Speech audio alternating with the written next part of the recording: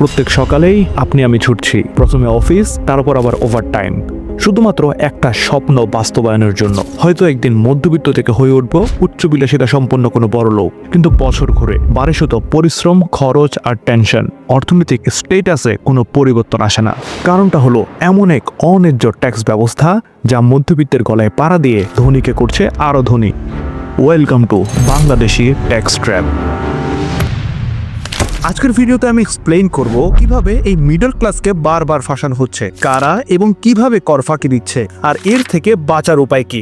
সত্য কথা বলতে, একটি দেশ চালাতে বিপুল পরিমাণ অর্থের প্রয়োজন হয়। একটি দেশ তার বিপুল পরিমাণে অর্থের যোগানটা এক্সপোর্ট বা রপ্তানির মাধ্যমে করে থাকে। কিন্তু সরকারের তো খরচ কম না, তাদেরকে যেমন আমদানি করতে হয় তেমনি দেশের উন্নয়ন, শিক্ষা, শিল্প, চিকিৎসা ও প্রতিরক্ষা খাতেও ব্যয় করতে হয়। তার উপর রয়েছে সবচেয়ে বড় খরচ, বৈদেশিক ঋণ। বর্তমানে বাংলাদেশের বৈদেশিক ঋণের পরিমাণ হচ্ছে 18,000 কোটি টাকা। এই এক্সট্রা খরচটা সরকার পোষায় জনগণের থেকে ট্যাক্স দেওয়ার মাধ্যমে। বাংলাদেশের একজন মধ্যবিত্তকে টোটাল 10 ধরনের ট্যাক্স দিতে হয়।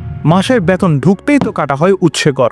বছরে আয় যদি আবার 3 লক্ষের অধিক হয়, তার উপর রয়েছে আয়কর। ব্যাংকে লেনদেন করলে আছে অবকারী শুল্ক, সম্পত্তি কিনতে গেলে আছে প্রপার্টি ট্যাক্স, হোল্ডিং ট্যাক্স, গাড়িতে চড়লেই আছে আবার ভেহিকল ট্যাক্স, মোবাইল বা ইন্টারনেটের জন্য দিচ্ছি টেলিকম ট্যাক্স। কোনো সম্পদ বিক্রয় করে যদি বাই চান্স লাভ হয়, তার উপর দিতে হয় ক্যাপিটাল গেইন ট্যাক্স। বিলাসিতা করে যদি প্লেনে চড়ি, তাহলে দিতে হয় এয়ারপোর্ট ট্যাক্স। এমনকি উত্তরাধিকার সূত্রে বাবা দাদার সম্পত্তির অংশ পেলেও তার উপর রয়েছে গিফট অ্যান্ড ইনহেরিটেন্স ট্যাক্স। এমনকি বাংলাদেশের চুক্তি সম্পাদন করতে গেলেও সেখানে স্টাম্প ডিউটির প্রয়োজন হয়। বাংলাদেশে এই ধরনের পরোক্ষ কর মোট রাজস্বের প্রায় 70%, যা মধ্যবিত্ত থেকে আদায় করা হয়। কিন্তু ধনীরা, এখানেই ঘটে মূল বাঘাচুরি। ধনীদের জন্য আছে কর ফাঁকির বিভিন্ন সুযোগ সুবিধা, কোথায় টাকা রাখতে হয়, কিভাবে আইনের চোখে ধুরু দিয়ে অর্থ পাচার করতে হয়, সেই সাথে কোথায় বিনিয়োগ করলে আয় বাড়বে এবং কর কমবে, তা কিন্তু আমাদের দেশের ধনীরা খুব ভালো করেই জানে।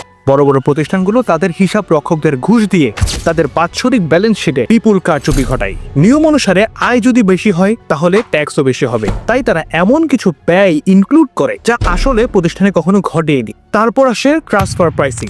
ধরুন, বাংলাদেশের চৌধুরী মোটরস নামে একটি কোম্পানি বাহিরের কোনো দেশে XYZ নামে তাদেরই আরেকটি কোম্পানি খুলল। এবার সে বৈদেশিক কোম্পানি থেকে অস্বাভাবিক দামে এই চৌধুরী মোটরসই পণ্য অর্ডার করে এবং সরকারকে দেখায়, আমি তো বেশি দামে ভালো পণ্য কিনছি। কিন্তু প্রকৃতপক্ষে দুটো প্রতিষ্ঠানই তার, এবং সে নিজের টাকায় দেশের বাইরে পাচার করছে। সেই সাথে বেশি দামে পণ্য কেনার অজুহাত দেখিয়ে সে বাংলাদেশের অভ্যন্তরেও ট্যাক্স ফাঁকি দিচ্ছে।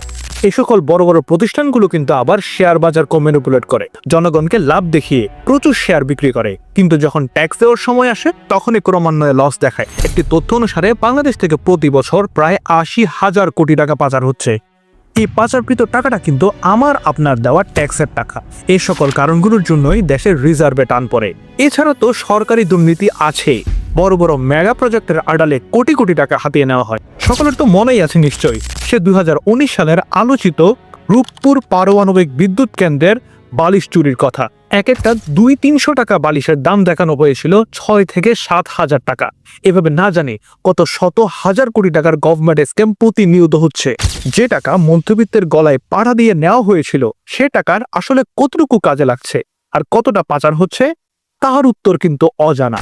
সত্যটা হলো, ধনী আর রাজনৈতিকভাবে সংযুক্ত ব্যক্তিরাই একদিকে কর ফাঁকি দেয়, অন্যদিকে আবার দেশের টাকা বাহিরে পাচার করে।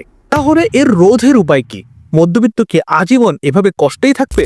আমাদের পাশের দেশ ভারতে কিন্তু এই সেক্টরটা নিয়ে অনেক কাজ হচ্ছে।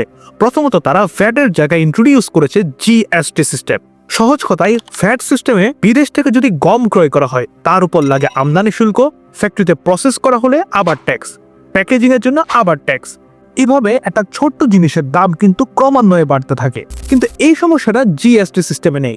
GST-তে সকল ট্যাক্সকে একসাথে সমন্বয় করে একটি আদর্শ মান নির্ধারণ করা হয়, যার ফলে ইন টোটাল GST ভ্যাটের তুলনায় কম হয়। আয়কর ফাঁকি রোধে ভারত সরকার ইন্ট্রোডিউস করেছে UPI সিস্টেম। এটি আমাদের দেশে পরিচালিত বিকাশ, নগদ, রকেটের মতো অনলাইন মানি ট্রানজাকশন সিস্টেম, যেখানে ব্যাংকগুলোকে সমন্বয় করা হয়। ভারত সরকার চায় সকলে যাতে অনলাইন ট্রানজাকশনে ঝুঁকে পড়ে, যার ফলে প্রত্যেকের লেনদেন নিয়ে ট্র্যাক করা সম্ভব।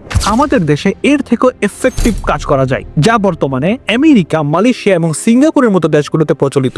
বাংলাদেশের সকলের জন্যই এনআইডি বা ন্যাশনাল আইডেন্টিটি কার্ড এক প্রকার বাধ্যতামূলক, কিন্তু আপনাকে যদি ট্যাক্সের আন্ডারে আসতে হয় তাহলে আলাদাভাবে পিন সার্টিফিকেট অথবা ট্যাক্স আইডেন্টিফিকেশন নাম্বারে রেজিস্ট্রেশন করতে হয়। বর্তমানে বাংলাদেশে শুধুমাত্র 40% মানুষের ট্যাক্স রেজিস্ট্রেশন আছে। যদি সরকার এনআইডি এবং টিন দুটোকে সমন্বিত করে একটা ইন্ডিভিজুয়াল কার্ড বানাতে পারে, যেটা দিয়ে আমরা এনআইডির কাজও করতে পারবো, সেই সাথে হয়ে যাব পিন সার্টিফিকেটে রেজিস্টার্ড। এই কাজের মাধ্যমে সরকার সকল প্রাপ্তবয়স্ক হোক সে নিম্নবিত্ত বা উচ্চবিত্ত সকলকে একসাথে এনআইডি এবং ট্যাক্সের আন্ডারে আনতে পারে। সেই সাথে বাংলাদেশে প্রচলিত দুর্নীতি দমন কমিশন অথবা দুদককে আরো ঢেলে সাজাতে হবে।